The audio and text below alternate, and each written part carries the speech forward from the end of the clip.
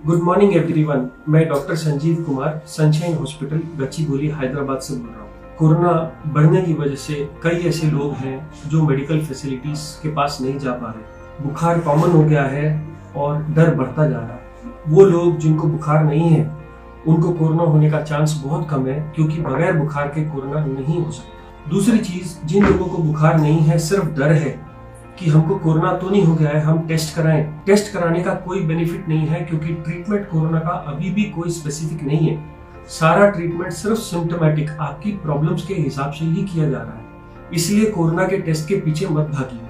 जिन लोगों को डर है कि हम कोरोना पेशेंट के पास गए थे, हमको तो नहीं हो गया, अगर आपको फीवर नहीं आ रहा तो आपको कोरोना नहीं है। अगर आपका टेस्ट भी कोरोना का पॉजिटिव आया और आपको कोई सिम्टम नहीं है, तो सिर्फ 14 दिन के लिए घर में आइसोलेशन रहना बहुत जरूरी है, जिससे कि दूसरों को ना फैले। जो लोग घर पे हैं वो लोग हैंड सैनिटाइजर का या फिर हैंड घर के बने सोप्स का यूज करिए। कैसे यूज करना है, आपको सैनिटाइजर लेकर के इसको चारों तरफ रगड़ना है, इवन साबुन से भी ऐसे ही, जिससे कि कोई भी कॉर्नर ना बचे। अब ये आपका हैंड स्टेरलाइज है। अगर आप पेशेंट को छूना चाह रहे हैं तो या तो सैनिटाइजर नहीं तो ग्लव यूज करिए, और छूने के बाद या काम खत्म होने के बाद वो ग्लव उतार करके फेंक दीजिए। उस ग्लव को पहन करके आप बाहर मत जाइए, नहीं तो इन्फेक्शन बाहर आ जाएगा। अगर आप इन्फेक्टेड नहीं है तो सोशल डिस्टेंसिंग के टाइम या तो कपड़े का या N95 या सिंपल मास्क यूज करना इक्वली इफेक्टिव है। सिर्फ पेशेंट से 1 मीटर की दूरी बनाए रखिए। वो लोग जो इन्फेक्टेड नहीं है, अपनी इम्यूनिटी को बूस्ट करना चाहते हैं कि हमको इन्फेक्शन ना हो, या हो तो हम उससे बच जाएं, उसके लिए जो हमारे पास विटामिन सी की टैबलेट्स हैं, जो एक सुबह और एक शाम ले लेनी चाहिए। कुछ मल्टीविटामिन की गोलियां आती हैं, विकासूल या मल्टीविटामिन सुप्राडीन, कोई भी गोली एक जैसा ही काम करती है, दिन में एक लेना इनफ होता है। कैल्शियम या विटामिन D3 ने भी इफेक्ट दिखाया है, इसलिए ये भी दिन में एक बार लेनी है। विटामिन डी के 60K के कैप्सूल्स आते हैं, 3 दिन लेकर के बंद कर दीजिए। वो लोग जो बुजुर्ग लोग खाना नहीं खा पा रहे, भूख नहीं लग रही, उन लोगों के लिए ORS सोल्यूशन या घर का बना नींबू पानी इनफ होता है, जिसमें नमक और चीनी दोनों होनी चाहिए। यहाँ तक मैंने बात करी वो लोग जिनको कोई इन्फेक्शन नहीं है या फीवर नहीं आ रहा। मैंने फिर बताया, फीवर नहीं है तो कोरोना नहीं है, क्योंकि 97% को पहला सिम्टम ही फीवर आता है। अगर आपको फीवर आ रहा है तो थर्मामीटर से चेक करिए, पैनिक मत करिए। अगर फीवर आ रहा है तो आप पैरासिटामोल की बनी टैबलेट आपको आराम से मिल जाएगी 500 या 600 में। ये मॉर्निंग, आफ्टरनून और इवनिंग। पैरासिटामोल की गोली से शरीर के दर्द, कमजोरी, सिर का दर्द, गले का दर्द या फीवर दोनों उतर जाते हैं। अगर इस गोली को 3 बार लेने से फीवर नहीं उतर रहा तो आप कपड़े से बॉडी को भिगा लीजिए और पंखा चला दीजिए। जैसे ही पानी सूखेगा आपका टेम्परेचर उतर जाएगा। बच्चों को भी आप यही दे सकते हो, बस पैरासिटामोल की डोज वेट के हिसाब से आधी कर दीजिए। अब इसके अलावा कुछ लोगों को सांस फूलनी शुरू हो जाती है, कुछ लोगों को डर की वजह से, कुछ लोगों को बीमारी की वजह से। अगर वो सांस फूलना डर की वजह से है तो आप ये पल्स ऑक्सीमीटर खरीद लाएं, जो कि मार्केट्स में आराम से मिल जा रहा है, 500 से 1000 रुपए के बीच में, या फिर अमेजन की साइट्स पे भी मिल जाता है। इसको उंगली पे लगाने से आपको आपकी ऑक्सीजन कितनी है ये बता देता है।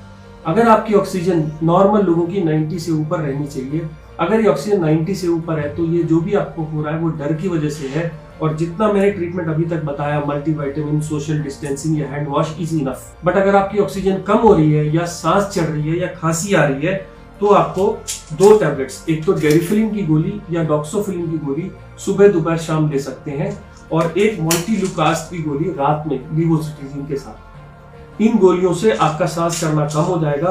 कुछ लोगों ने म्यूसिनेक भी ट्राई करा है सुबह और शाम, म्यूसिनेक से भी सांस चढ़ना कम हो जाता है। जिन लोगों को खांसी हो रही है, कोई सिरप अच्छा और बुरा नहीं होता।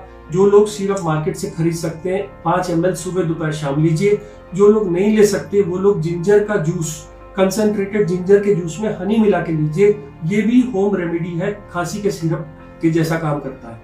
सब सिरप एक ही जैसे काम करते हैं, सिर्फ एक ढक्कन सुबह दोपहर शाम लेना है। यहाँ तक तो सिर्फ उन लोगों की बात है जो लोग घर में सिम्टोमेटिक ट्रीटमेंट कर रहे हैं।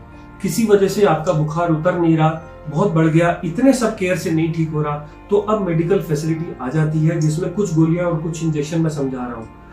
जो गोलियां हैं, 2 एंटीबायोटिक्स, एजिथ्रोमाइसिन, सिर्फ 5 गोलियां आपको कंटिन्यू नहीं करनी, रोज एक लेनी है, 5 दिन लेके बंद कर देनी है। एजिथ्रोमाइसिन या डॉक्सीसाइक्लिन, यही 2 एंटीबायोटिक्स हैं जो इस वायरस के खिलाफ कुछ तो काम करके रिजल्ट दिखा रही हैं और हम लोग इनको दे रहे हैं।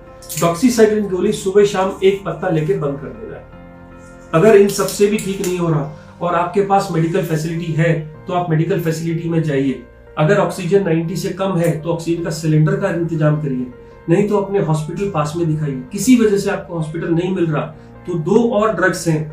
एक तो ब्लड थिनर एनोक्सापैरिन। ऐसा माना गया है कि कोरोना के टाइम में बॉडी में क्लॉट्स बन जाते हैं और हार्ट का, ब्रेन का, स्ट्रोक और सब जगह के ऑर्गन्स फेल करने लगते हैं। ऐसे में ये ब्लड थिनर का इंजेक्शन सुबह और शाम 40 mg का अगर 3 दिन लगा लिया जाए तो ये इनसे बचाता है, प्रोटेक्ट करता है। मैं फिर कह दूं, ये मेडिकल गाइडेंस में ही करना है। अगर किसी वजह से ये इंजेक्शन नहीं अवेलेबल है तो गोली भी आती है पिक्साबैन की, जो 2.5 mg सुबह शाम ली जा सकती है। ये सब चीजें 5 दिन के लिए करनी है।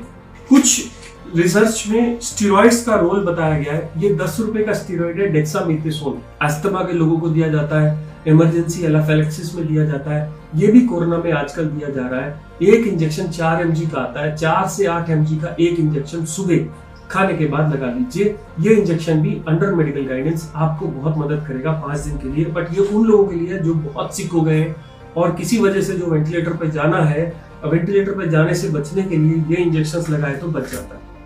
एक कोलेस्ट्रॉल की गोली एटोरवास्टैटिन 10 से 20 मिलीग्राम की गोली भी काम करती है कोरोना में, ऐसा देखा गया है। बड़ी सेफ सिंपल दवाई है, एक गोली रोज ले लीजिए, बट ये सिक लोगों के लिए ही है। और लास्ट, पानी। जो लोग बिल्कुल नहीं खाना खा रहे उनको तो चढ़ा सकते हैं। अब ये देखा गया है कि ज्यादा आईवी फ्लूइड देने से पेशेंट की कंडीशन खराब हो रही है, इसलिए सिर्फ पानी के ऊपर मत जाइए, कोशिश करिए इसको अवॉइड करने का। तो मैं फिर वापस आऊंगा। हम लोग जो इन्फेक्टेड नहीं है वो सिर्फ हैंड सैनिटाइजर, डिस्टेंसिंग और मास्क का यूज करेंगे। जो लोग सिर्फ इम्यूनिटी कम है, ओल्ड एज है, वो ORS सोल्यूशन, कैल्शियम, विटामिन या विटामिन सी का यूज करेंगे। सब लोग घर में अगर हो सके तो पल्स ऑक्सीमीटर ला के रखिए, नहीं तो एटलीस्ट एक कम्युनिटी में एक पल्स ऑक्सीमीटर हो।